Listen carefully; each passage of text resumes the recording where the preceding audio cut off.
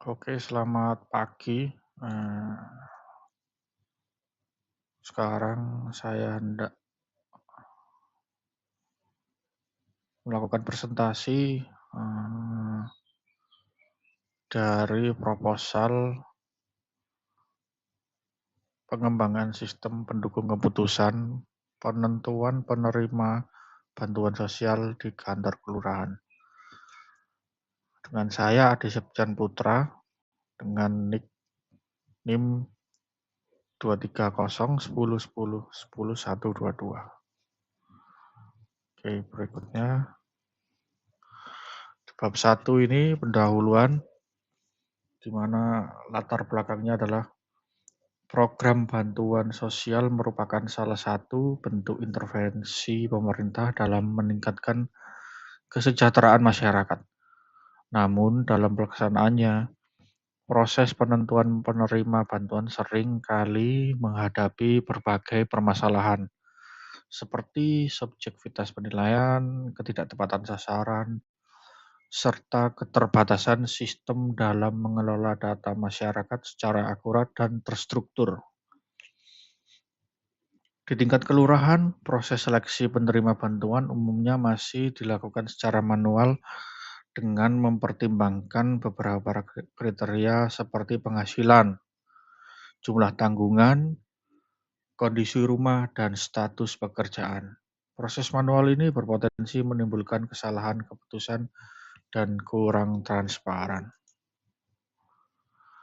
Untuk sistem pendukung keputusan, dapat menjadi solusi untuk membantu pihak kelurahan dalam menentukan penerima bantuan secara objektif dan berbasis data dengan memanfaatkan metode pengambilan keputusan seperti metode SAW atau Simple Additive Weighting atau metode lainnya. Proses seleksi dapat dilakukan secara lebih tepat, akurat, dan terukur. Berdasarkan permasalahan tersebut, diperlukan pengembangan sistem pendukung. Keputusan untuk membantu proses seleksi penerimaan bantuan sosial agar lebih efektif dan tepat sasaran.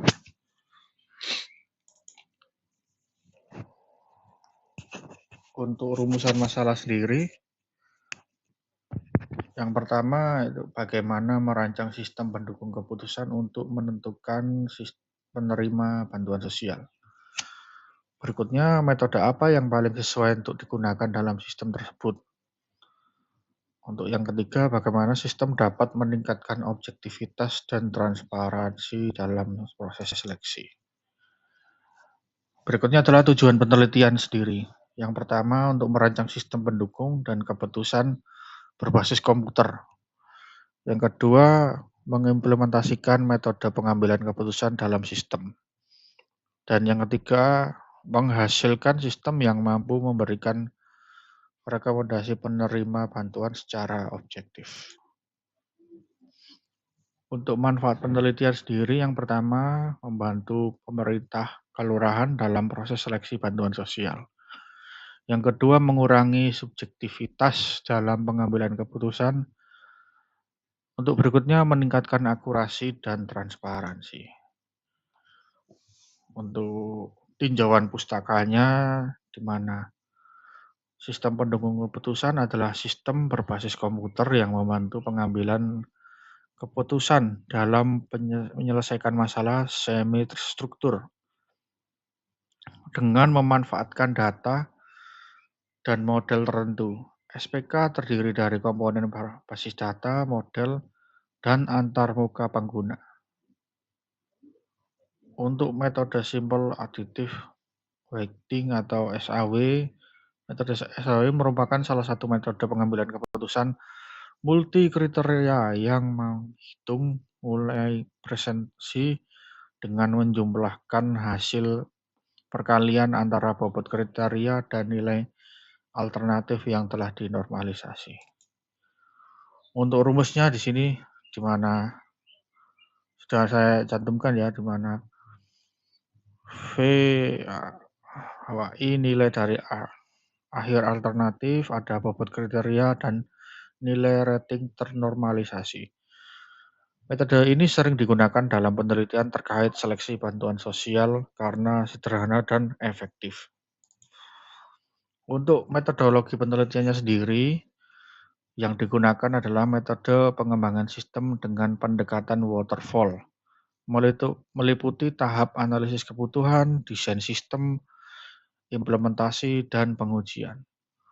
Untuk kriteria penilaian, contohnya ya, yang digunakan adalah penghasilan per bulan, jumlah tanggungan, kondisi tempat tinggal, status pekerjaan, dan kepemilikan aset.